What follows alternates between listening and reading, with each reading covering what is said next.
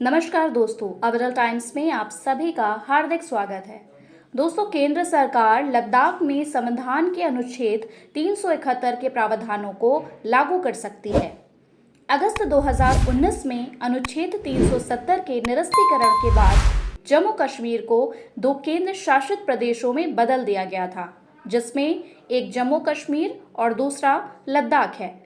स्थानीय लोग पूर्वोत्तर राज्यों की तरह संविधान की 6ठी अनुसूची के तहत लद्दाख को राज्य का दर्जा और आदिवासी दर्जा दिए जाने की मांग उठा रहे हैं।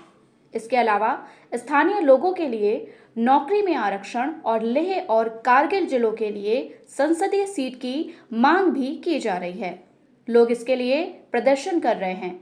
केंद्रीय गृह मंत्री अमित शाह ने लद्दाख के प्रतिनिधियों के साथ हाल ही में एक बैठक की, जिसमें उन्होंने क्षेत्र में अनुच्छेद 371 जैसी सुरक्षा बढ़ाने की पेशकश की। अनुच्छेद 371 और इसके क्लॉज विशिष्ट राज्यों को विशेष प्रावधान प्रदान करते हैं, जो अक्सर कुछ धार्मिक और सामाजिक समूहों को प्रतिनिधित्व देने के लिए और इन समूहों को राज्य और केंद्र सरकारों के हस्तक्षेप के बिना अपने मामलों पर स्वायत्तता का प्रयोग करने की अनुमति देते हैं। माना जा रहा है कि गृह मंत्री अमित शाह ने लेह एपेक्स बॉडी और कारगिल डेमोक्रेटिक अलायंस से कहा है कि नौकरियां, जमीन और संस्कृति से संबंधित उनकी चिंताओं का ध्यान रखा जाएगा, लेकिन सरकार लद्दाख को संविधान की 6ठी अनुसूची में शामिल नहीं करेगी। अनुच्छेद 371 के तहत विशेष प्रावधान लद्दाख की स्थानीय आबादी को सुरक्षा प्रदान करने की अनुमति देंगे।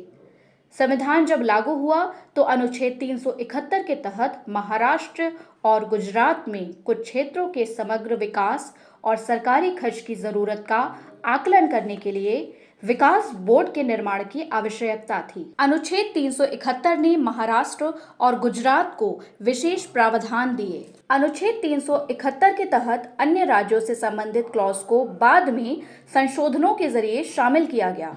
अनुच्छेद 371 ए के तहत नागालैंड से संबंधित प्रावधान शामिल हैं।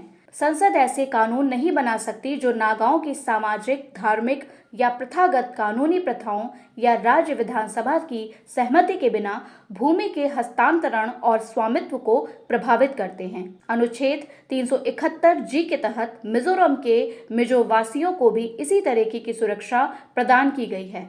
अनुच्छेद 371 बी और सी असम और मणिपुर की विधानसभाओं में विशेष समितियों के निर्माण की अनुमति देते हैं। इन समितियों में क्रमशः आदिवासी क्षेत्रों और पहाड़ी क्षेत्रों से चुने गए विधायक शामिल होते हैं। जनसंख्या के विभिन्न वर्गों के अधिकारों और हितों की रक्षा के लिए सिक्किम विधानसभा में अनुच्छेद 371 एफ के तहत आरक्षण प्रदान करने के लिए विशेष प्रावधान भी पेश किए गए हैं। कथित तौर पर गृह मंत्री अमित शाह ने लद्दाख के प्रतिनिधिमंडल को आश्वासन दिया कि सरकार पहाड़ी परिषदों के माध्यम से स्थानीय लोगों का प्रतिनिधित्व और भागीदारी सुनिश्चित करेगी और सार्वजनिक रोजगार में 80% तक आरक्षण प्रदान करने के लिए तैयार है। धन्यवाद।